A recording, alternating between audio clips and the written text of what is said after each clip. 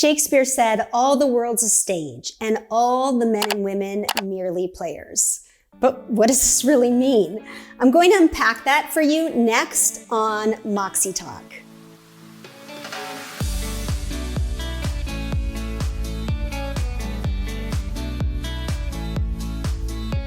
Hey everyone, I'm Fia Fasbinder and welcome to Moxie Talk, where we help you find your voice, share your message, and lead with confidence. All the world's a stage and all the men and women merely players. Now, I know Shakespeare was around way before executives did presentations, but Moxie lives at the crossroads of key performing arts techniques and adult learning theory meets public speaking. So I want to today unpack what it really means that all the world's a stage and all the men and women merely players. Could that mean the whole boardroom's a stage and all the executives and speakers merely players? In order to unpack this, I want to start at the beginning, which is my story. I began as an actor in New York City. I studied at Tisch School of the Arts and fell in love with New York City, and like most struggling actors, waited tables, did temp work, did everything I could so that I could perform because that was really my love. At one point, I had the opportunity to work with an arts and education organization called the 52nd Street Project. And they bring theater and dance classes to inner city youth, and it really changed my trajectory. I realized that what I loved even more than acting was teaching acting for something other than acting. Teaching acting to help people find their confidence, their sense of safety, their sense of agency. And long story short, I took these skills that I learned teaching inner city youth and got my master's degree in education, started teaching adults, and then started the Moxie Institute, where I applied all of the best techniques I learned as a performer to helping public speakers. And that is at the foundation of everything we do at Moxie. Everything has a basis in the performing arts. So today I want to give you a few of those techniques that have been incredibly useful to our speakers so that you can use them to give better presentations, better meetings, more engaging speeches. It starts the entire umbrella with fear of failure and taking risks. Now, actors know a lot about fear of failure and taking risks, starting with the fact that if you want a job as an actor, if you want a gig, you have to audition. You have to put yourself out there. And you know that 9 times out of 10, maybe 99 times out of 100, you're not going to get the part. Our acting teachers used to say you have to have the heart of a poet and the skin of a rhinoceros. And I think this relates to executive presentations just as much. It is nervy giving a presentation to your boss or higher ups or executives or the C-suite. It is nervy. And yet you have to put yourself out there. You have to do this with courage and grit and learning to fail forward. Meaning that if you get some feedback from those executives on things that you could improve on, if you're rehearsing and somebody gives you some tips, instead of shrinking and saying, I just suck at public speaking, I'm never going to be able to do this, or I might as well not apply for this. If you can just continue to learn from those fails and fail forward slowly, you will become a much more magnetic, dynamic, executive public speaker. So that's the first. Put yourself out there. Don't be afraid of failure. In my book, the only failure is not going after the gig. So we can apply this to so many aspects of corporate presentations. If there is an opportunity for you to give a presentation and you're thinking to yourself, oh no, I don't know if I got what it takes. I don't know if I have the chops. What if they judge me? What if they think I'm an imposter? Do it anyway. Take the risk, put yourself out there. That is the first lesson that all performers know.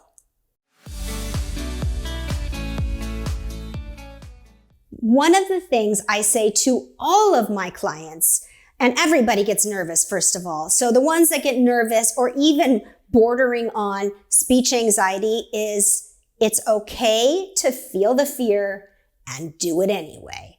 I'm going to tell you, no performer, whether they're an opera singer at the Met or a Broadway actor or a rock concert, somebody that sells out rock concerts, they all get nervous and they do it anyway. Every performer knows this. The worst thing you can do is have such a fear of not being perfect that you freeze and you use this as an excuse to not do anything. We all learned about fight, flight, or freeze in our high school biology classes. Now, I always tell my clients about this because the freeze part is what I'm interested in. So many people are so afraid of not being perfect that they freeze. They don't take momentum. And we all have heard the saying that a rolling stone does not gather moss. It's the same for any kind of presentation that is worth its weight in salt. A promotion, a presentation where you get in front of stakeholders, a speech to promote your new business as an entrepreneur, a sales presentation. All of these require you to feel the fear and do it anyways. So you can channel your inner performer and say, I'm feeling really scared to do this, and I'm going to do it anyways. And if you really want to channel your inner performer, you can think to yourself, I know that I'm feeling afraid, but that's also the same feelings of being excited. So I'm going to focus on what I'm excited about instead of what I'm afraid about.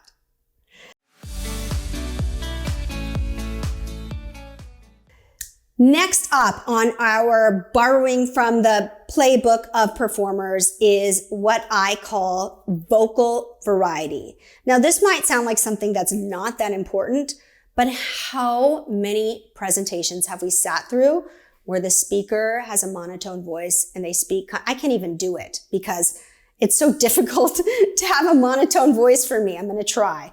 The speaker has a monotone voice and they sound like this and they just drone on and on and on, and there's really no vocal variety in their voice.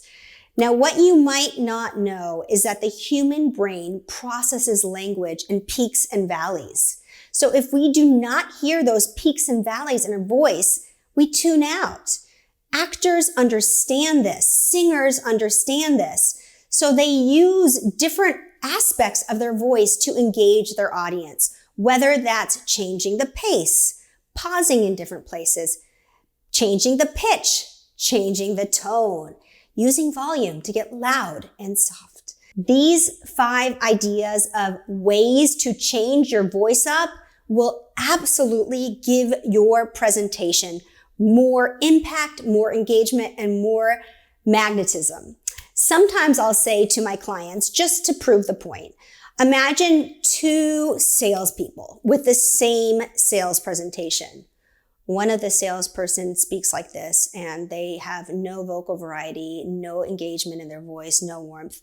And the other salesperson has power in their voice, warmth, passion. It's clear that they're using so many different aspects of their voice. Which one are you going to listen to? So if that doesn't prove the point to work a little bit on your vocal variety, I don't know what does. Now, what goes hand in hand with vocal variety is diaphragmatic breathing. Now, I'm not going to take a deep dive into diaphragmatic breathing other than to say it is your power tool for public speaking. I've done so many videos on it because I absolutely believe in the power of learning to incorporate your diaphragm into your speaking for a couple reasons. When you incorporate your diaphragm into your speaking, your voice gets powerful. It drops in register. It's resonant. It sounds commanding. It is the voice that says, I'm going to sit down and listen to this presenter because they know what they're talking about. Now, the other amazing reason for learning to breathe from your diaphragm is to help you calm and focus. It is an incredible tool to flood your body with extra oxygen and lower your heart rate so that even if you're not a nervous speaker, this technique will help you 100% focus. And if you went backstage before any performance, I don't care if it's an acting performance or a singing performance or even a dance performance, even an athletic event, you will see all of these people using their diaphragms. Whether they're using their diaphragms to warm up and calm and focus and get in the right headspace, or use their diaphragms to warm up their singing voice, or to use their diaphragms to warm up their speaking voice. It is an incredible tool. And I highly recommend, if you don't know how to incorporate your diaphragm into your speaking, you watch my video about it. I also have a video on vocal variety, so if that is a mystery to you, watch that one as well. Next, but definitely not the least important, is rehearsal. Can you imagine going to a Broadway show and the actors haven't rehearsed? No way. It would be ridiculous. But for some reason, as presenters and speakers, we say, I'm just better when I wing it, which is probably not the truth. Just nobody's giving you feedback because you haven't had a rehearsal. Or you wonder after that presentation why it didn't go according to plan. But you didn't rehearse at all. You just kind of threw yourself in there.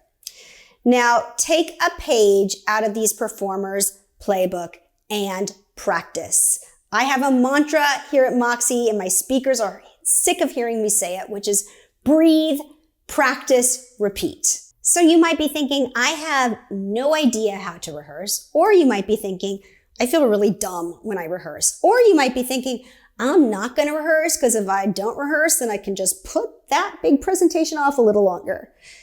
There are definitely rehearsal strategies. So one of the rehearsal strategies is to start by just getting familiar with your content. We're not big fans of rehearsing till the point that you have memorized verbatim here at Moxie. Memorize the journey. What does that mean? That means memorize all the talking points in the right order so that there's no kind of deer in headlights look when you get to certain slides, if you're using slides. Once you are familiar enough with the content, move on to rehearsals using your body and your voice. So you are practicing the delivery so that you're not monotone, so that your voice is commanding, so that your body does not show any signs of nervousness. And then once you've done that, you start to do your visualizations and really visualizing yourself giving a amazing, top-notch, successful presentations. Really visualize this. And then last but not least, get some feedback. In the performing world, we call this dress rehearsals, sometimes invited dress rehearsals. I know feedback can be really difficult, and most of us hear feedback and then we spend the entire time proving why that feedback wasn't right. But instead, I would encourage you to think like a performer, and when you get the feedback, think about how that feedback can actually make your performance better, because most people that are there to give you feedback really want you to succeed. So invite the right people to give you feedback and make sure that you incorporate the feedback into your presentation. Also, I know you're not going to want to hear me say this, but it's important to get feedback from yourself. I know it's painful. I promise you, your eyeballs will not melt out of your head when you watch yourself back on camera. It is an amazing tool to really have an accurate perception of how you are presenting. If you do not watch yourself back, you have no idea about how you really sound, how you really appear, if you're saying filler words, if you were wandering, if your eyes are darting, none of that. You just know how you feel. And if you want more ideas on rehearsal strategies, I have a video for that too. So feel free to watch those so you can take some time to unpack the different phases of rehearsal. But most importantly, make sure you do it. Practice makes perfect. It's so true. The last technique that we can borrow from performers is a pre-presentation or pre-performance warm-up. Just like I asked you, can you imagine a Broadway performer not rehearsing? Can you imagine Broadway performers not warming up? Or can you imagine any Super Bowl athlete not warming up? No, that would be insane, right? Of course they need to warm up. But for some reason, as presenters and speakers, we throw ourselves into those speaking. We don't warm up at all. We don't warm up our speaker's instrument, which is our voice and our body. We don't get in the right headspace. We thrust ourselves in there, and we absolutely didn't give ourselves what we needed to make sure that we could have a successful presentation. So it's really important to warm up. And I am a firm believer, and I do this with my TED speakers, that every good warm-up has 4 components. It has some mindset work, so mantras, listening to songs that make you feel in the right headspace and mindset, phrases you repeat to yourself, so some mindset work, some breathing work. Again, your breathing will help you calm and focus, and it will also make sure you have a powerful voice. Some body work to make sure that your body is as confident as your voice, that you are open, that you are not closing down, that you're not shaking like a leaf, that you are not showing immense signs of nervousness, even if you are, because the audience doesn't know you're nervous unless they see you're nervous. So make sure to warm up so that your body portrays confidence. And last but not least, do a couple warm-ups for your mouth to make sure that your face is all stretched out. I know how silly this sounds, but the last thing you want to happen is that you trip over your words. This is such a downhill spiral. Then you spend the entire presentation thinking about, oh my gosh, I can't believe I just said that. It's not what I meant to say, especially if it comes out in a funny way. So make sure you do a couple of facial warm-ups so that you can speak clearly, you can enunciate, you don't trip over your words, and you're not mumbling.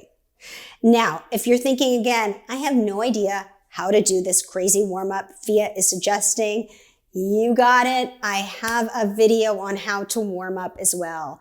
And you can watch that video and you can do it exactly how I do it with my speakers, or you can put in some things that work for you. The most important thing is that it has those 4 components. So if you have a different way of breathing, a different way of getting your body to feel confident, do it your way. Just make sure you do it. You do not have to be a performer to use any of these techniques. You can use the vocal variety and the confident body language and the rehearsal techniques and the pre-presentation warm-ups. You can borrow all these techniques and they will absolutely work in any kind of speaking event that you do, whether it is a meeting, an executive presentation, a virtual presentation, a webinar. All of these techniques will work no matter where you are speaking. They will all only make you better.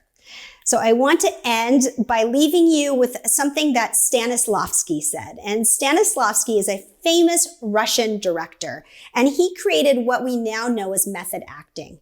And he said, the best actors are themselves, only themselves at their most expressive.